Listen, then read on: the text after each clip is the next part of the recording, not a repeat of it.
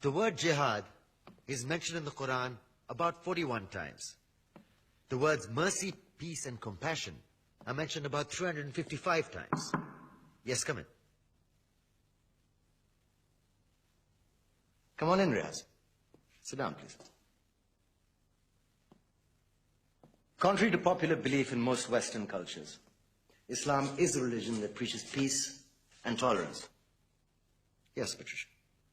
If Islam truly is a religion that preaches peace, then how come the world's most troubled spots, the West Bank, Afghanistan, Pakistan, Iraq, they're all plagued with Islamic terrorism? Well, that depends on your definition of terrorism. Some might argue that the U.S. invasions of countries like Iraq and Afghanistan are also acts of terrorism. No, those were acts of war to get rid of despotic regimes. Or a means of getting at a country's oil.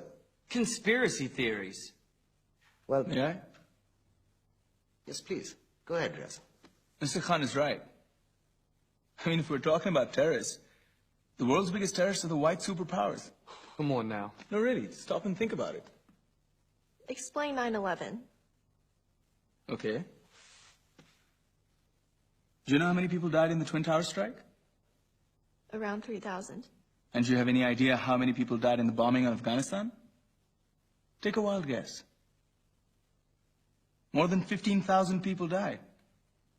And that's just conservative figures. About 50,000 tons of explosives were dropped on innocent civilians. Men, women, children. Yeah, but that was because of the Taliban. Now that you brought it up, did you know that the Taliban was a creation of the CIA to fight the Russians? Whatever. They were still harboring terrorists. Yeah, right. Terrorists that were never found. Just like the weapons of mass destruction that were never found in Iraq. Do you want to get into the death toll in Iraq? 500,000 civilians and counting. And what do Britain and America say when they don't find these weapons? It's simple. They just say sorry. And still refuse to relinquish control of these countries. What are you trying to say? What I'm trying to say is that just because you're American, wear a fancy suit, and call yourself the president, doesn't make you any less of a terrorist.